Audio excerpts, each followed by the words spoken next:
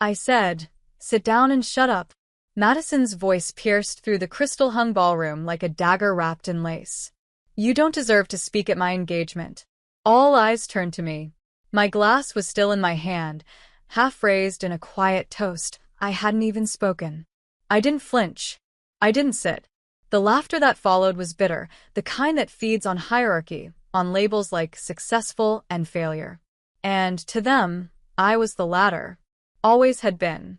She was always the family disgrace, Madison added, her fake smile glued on, gripping her fiancé's arm like she owned the world now. The guests laughed louder this time, the kind of laughter that makes your chest tighten, the kind that pulls at scars you thought had already healed. Even my mother chuckled quietly, eyes avoiding mine as if I were too embarrassing to acknowledge. I stood there, wearing the same elegant navy dress I'd quietly altered the night before because I couldn't afford a new one. My nails were done, hair curled. I had walked in with quiet dignity, hoping to blend into the background. But I had forgotten one thing. The background is where they loved to paint me ugly. I looked at Madison calmly. I'm not here to make a scene. Too late, she smirked. Just go back to your job or whatever you pretend to do now. You don't belong here.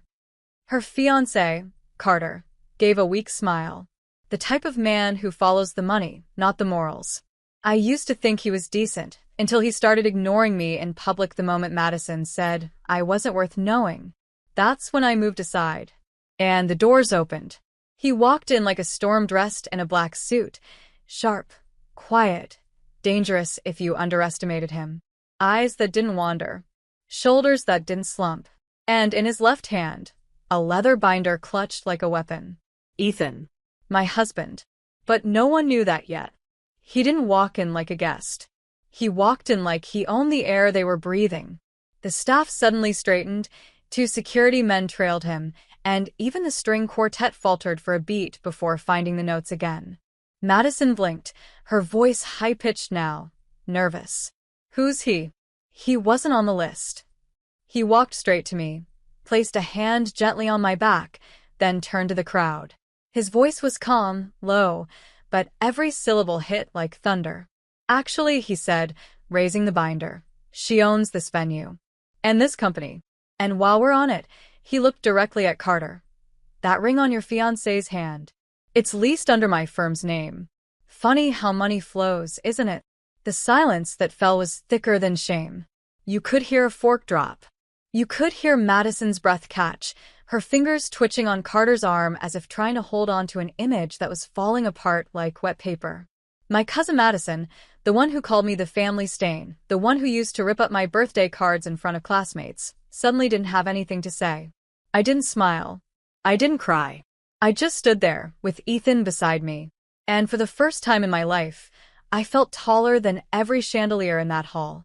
2 hours earlier, I had been standing behind the dressing screen in our penthouse suite. Yes, our suite, when Ethan walked in holding the final ledger printouts. You sure you want to do this today? I had looked in the mirror, lips painted, nerves trembling behind the gloss. I don't want to, I whispered. But I need to. He nodded, kissing my temple. I'll be 10 steps behind until you're ready for me to walk beside you. I hadn't told my family I got married last year. Because they never asked. Because they stopped looking once I stopped begging for attention. And because I knew one day this moment would come, and it would be more powerful than 1,000 explanations. Back in the ballroom, my father stepped forward. You're married, he said through clenched teeth. To him, I am. But you never. I didn't owe anyone that part of me, I said. Least of all the people who built their pride on calling me a disappointment. Ethan handed the binder to the event coordinator, who flipped it open with trembling fingers. This venue belongs to LuxCorp, Ethan said. My wife acquired the company 9 months ago. My mother finally stepped forward, her voice soft now, sugary with panic. You've been hiding all this from us? Why? I wasn't hiding, I replied. I just stopped trying to prove I was worthy of being loved by people who decided I wasn't. But let me back up, not with slow background. Just the facts. Madison's father, my Uncle Gerald, went bankrupt 3 years ago. The building he'd invested in? Liquidated. Quietly bought by a new firm through a holding company. That company was LuxCorp. My company. And this venue? Part of that purchase. When Madison begged her fiancé to book the most luxurious hall in town, this hall, she didn't know the contract needed my final approval. I signed it with a smirk, because sometimes revenge doesn't look like shouting. Sometimes it looks like silence, and power, and the ability to end a room with just a name. Mine. Madison's engagement party had turned into something else entirely. No music played. No servers moved. The room hung in awkward, brittle silence like a chandelier on the verge of falling. Everyone was still processing what had just happened. My cousin stood frozen, her breath sharp, her posture stiff. The sparkle of her expensive engagement ring suddenly looked dull. Carter leaned slightly away from her, uncomfortable under Ethan's presence. You could tell he wasn't used to being around men who didn't play pretend. My father was the first to snap. "Is this a joke?" he barked, stepping forward, trying to insert himself like he always did when he didn't have the upper hand. "You expect us to believe you own this place? You, who used to fail math tests and cry over job interviews." I met his gaze head-on, unflinching. "I remember those days too. But I also remember you never once believed I'd rise above them." Ethan didn't interrupt. He simply stood there, quietly lethal, like a shield I never had growing up. My father sneered. "You've always been emotional. Weak. Just like your mother." A quiet gasp came from the left side of the room, from Aunt Celia, probably. But my mother said nothing. She just clutched her purse and looked at the marble floor. I turned to Madison. "You wanted to humiliate me today. You got your wish, only the script flipped." "I didn't know," she stammered. "I didn't know it was your place." "You didn't care," I interrupted. "You never cared about anything except being adored. It's all about image with you. And now that image is cracking." Madison's eyes flared. "Why didn't you tell anyone you were married?" "Because I knew how it would go," I said softly. "You'd twist it. You'd mock it. You'd say he was too good for me, or that I bought him somehow." She flinched. "I protected what was mine," I added. "And that included Ethan." I turned to the guests, the same people who had laughed earlier. "All of you, none of you ever asked how I was doing. Not when I worked double shifts. Not when I got evicted.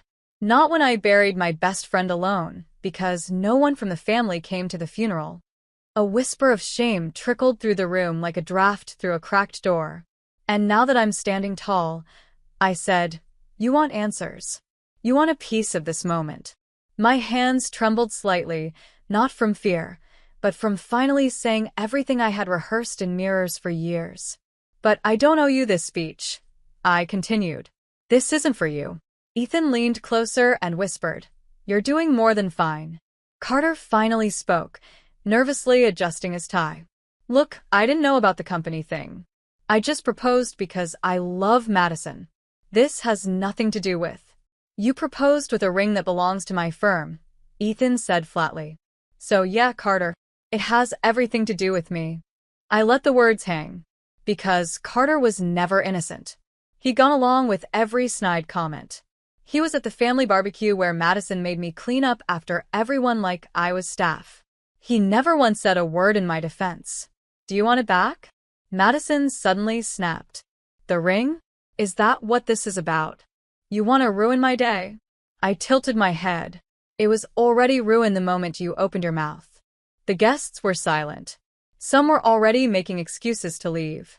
Uncle Gerald mumbled, "I think we've all had enough drama." "Oh no," Ethan said smoothly. "We haven't even touched the real drama yet." He pulled out another document, a glossy print of an invoice. "This event? This venue? This catering? This entertainment? All courtesy of my wife's hospitality company. And guess what? Your final invoice hasn't even been paid."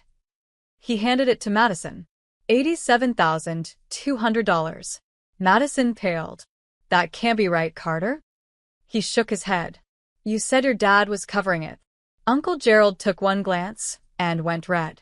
"You used my name to reserve this place?" "I thought it was handled," she hissed. "You just humiliated yourself," I said quietly. I was just standing here. My mother suddenly whispered, "Can we talk privately?" I turned slowly. Now you want privacy? When the lights are on, and I'm not the one being mocked anymore? She looked away. That moment hurt more than Madison's words. But I stood tall. "You should go," Ethan said firmly to the guests. "The event is cancelled." Security gently started ushering people out, discreet but effective. No one argued. Some glanced at me with guilt. Some with curiosity. But no one laughed anymore. That was over. That chapter? Burned.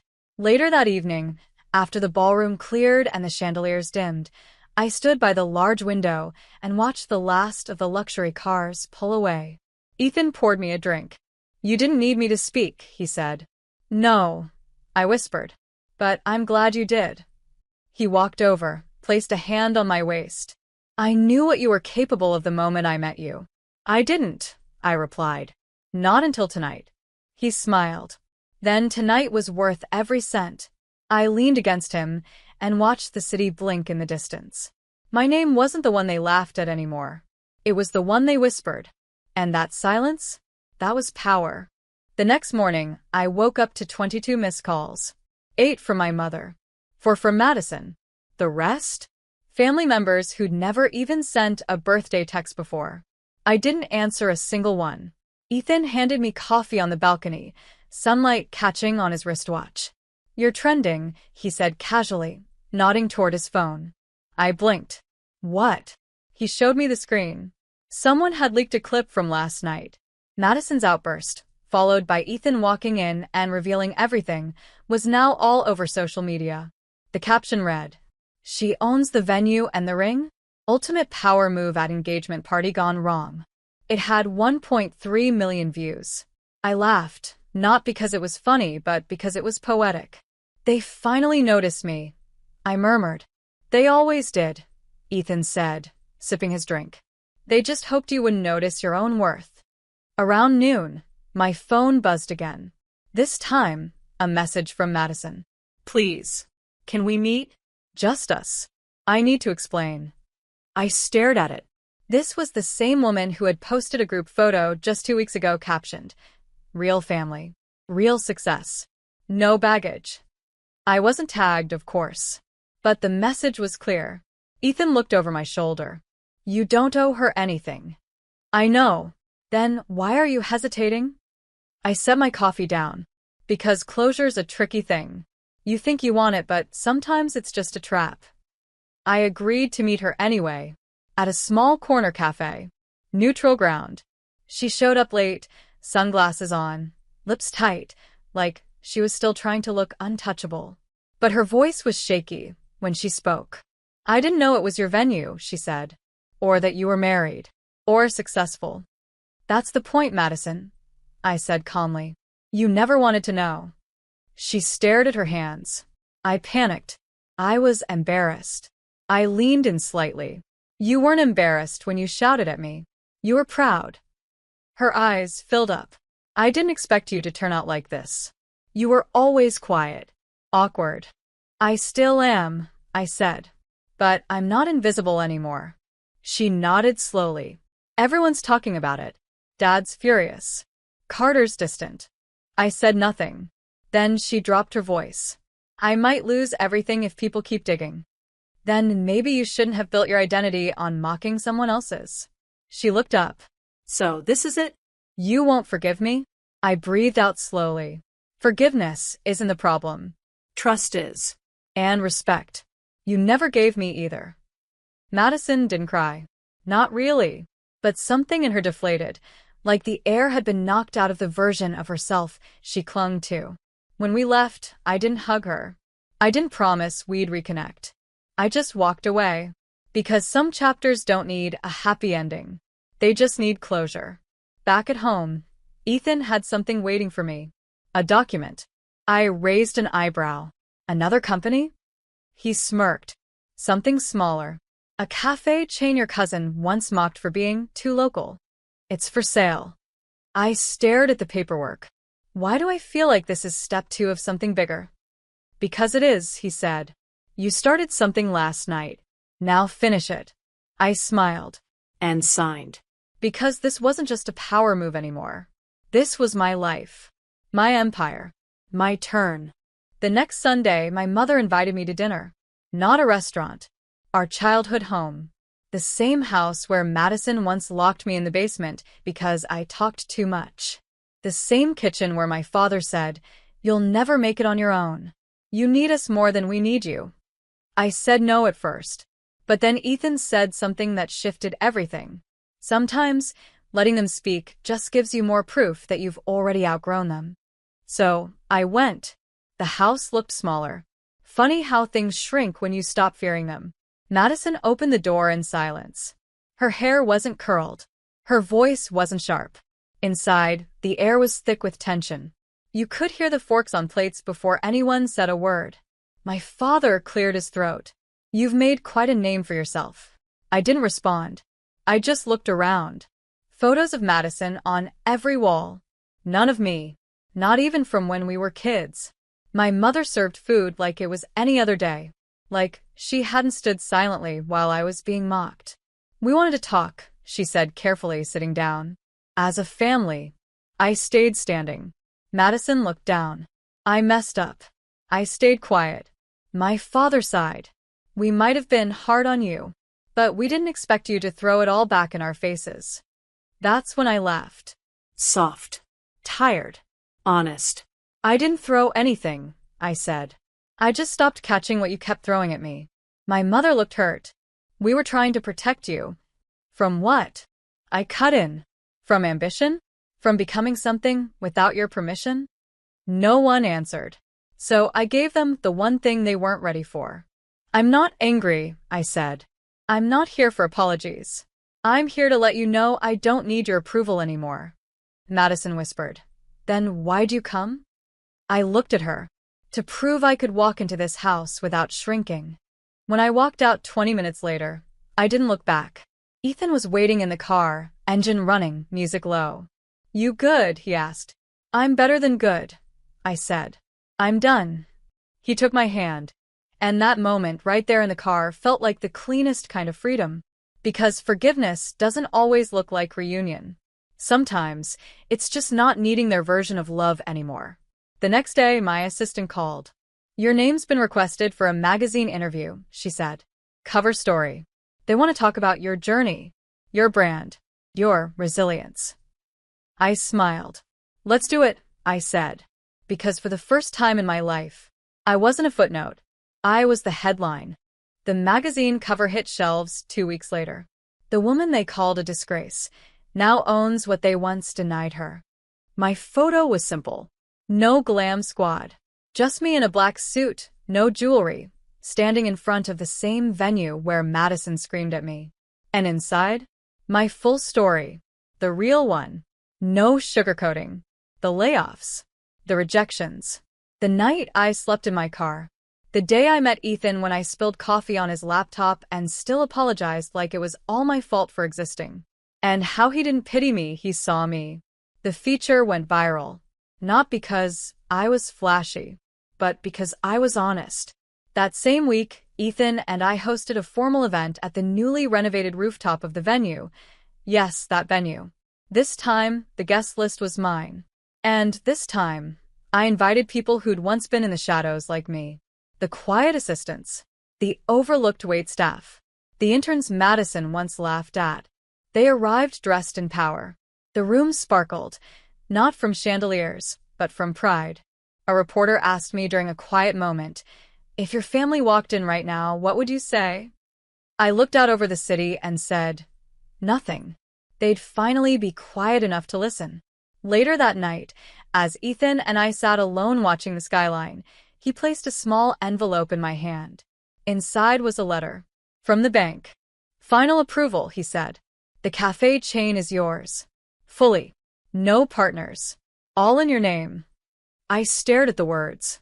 "Why do I feel nothing?" I asked quietly. "Shouldn't this feel like the big moment?" He smiled. "Because this isn't the moment. You are." I leaned into him, heart full. This wasn't about revenge anymore. It wasn't about proving them wrong. It was about finally living in a world where I didn't have to shrink to make others comfortable. Weeks later, I heard Madison and Carter broke off their engagement. The ring was returned. Quietly. I never asked for it back. I didn't need to. She sent one more message.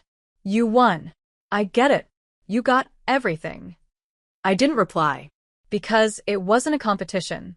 It never was. I just stopped losing the moment I stopped playing their game. And maybe the most powerful thing I did was walk into their world, own it quietly, and leave the door open for someone else like me. Because rising isn't about being seen. It's about never again asking permission to exist.